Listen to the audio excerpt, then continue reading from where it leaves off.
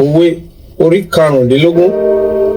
Ìdáhùn pẹ̀lẹ́ yí ìbínú padà, ṣùgbọ́n ọ̀rọ̀ líle ní ru ìbínú sókè. Ahọ́n ọlọ́gbọ́n ń lo ìmọ̀ rere, ṣùgbọ́n ẹnu aṣiwèrè a máa gùnfẹ́ wèrè. Ojú Olúwa ń bẹ ní ibi gbogbo, ó ń wo àwọn ẹni búburú àti ẹni rere. Ahọ́n ìmúláradá ni igi ìyè, ṣùgbọ́n àyídáyidà nínú rẹ̀ ni ìbàjẹ́ ọkàn. Aṣiwèrè gan ẹ̀kọ́ bàbá rẹ̀, ṣùgbọ́n ẹni tí ó bá fetí sí ìbáwí li ó mòye. Ní ilé olódodo ń lé ọ̀pọ̀lọpọ̀ ìṣúra, ṣùgbọ́n nínú òwò ènìyàn búburú ni ìyọnu. Ètè ọlọ́gbọ́n tan ìmọ̀ kalẹ̀, ṣùgbọ́n àyà aṣiwèrè kì í ṣe bẹ́ẹ̀. Ẹbọ àwọn ènìyàn búburú ìríra ni lójú Olúwa, ṣùgbọ́n àdúrà àwọn adúróṣinṣin ni dídùn inú rẹ̀. Ọ̀nà ènìyàn búburú ìríra ni lójú Olúwa, ṣùgbọ́n ó fẹ́ ẹni tí ó ń tọ òdodo lẹ́yìn. Ìkìlọ̀ kíkan wà fún ẹni tí ó kọ ọ̀nà sílẹ̀, ẹni tí ó bá sì kórìíra ìbáwí yóò kú.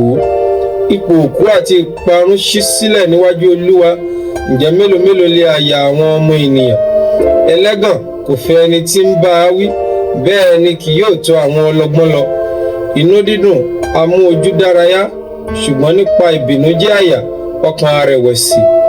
Àyà ẹni tí òye yé ń ṣe àfẹ́rí ìmọ̀, ṣùgbọ́n ẹnu aṣiwèrè ń fi wèrè bọ́ ara rẹ̀.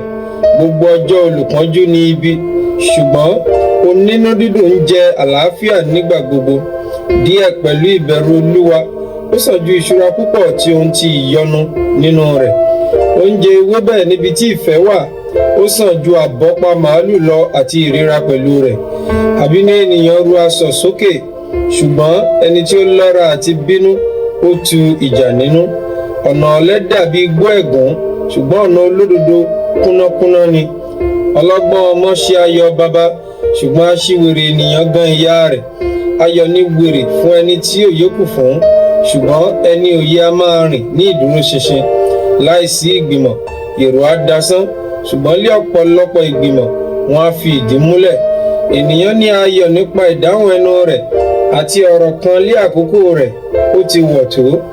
Ọ̀nà ìyè lọ sókè fún ọlọ́gbọ́n, kí ó lè kúrò ní ipò òkú nísàlẹ̀. Olúwa yóò run ilé agbéraga, ṣùgbọ́n yóò fi ìpààlà òpó kalẹ̀. Ìró inú ènìyàn búburú ìríra ni lójú Olúwa, ṣùgbọ́n mímọ́ ni ọ̀rọ̀ dídùn níwájú rẹ̀. Ẹni tí ó ń jẹ èrè àìṣòdodo ó ń yọ ilé ara rẹ̀ lẹ́nu, ṣùgbọ́n ẹni tí ó kórìíra ẹ̀bùn yóò yè.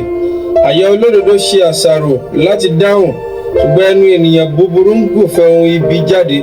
Olúwa jìnnà sí àwọn ènìyàn búburú, ṣùgbọ́n ó gbọ́ àdúrà àwọn olódodo. Ìmọ́lẹ̀ ojú mú inú dùn, ìyìn rere sì mú egungun sanra. Ẹni tí ó bá gbọ́ ìbáwí ìyè á jókòó láàrin àwọn ọlọ́gbọ́n. Ẹni tí ó kọ ẹ̀kọ́ ó gan ọkàn ara rẹ̀, ṣùgbọ́n ẹni tí ó bá gbọ́ ìbáwí ó ní ìmòye.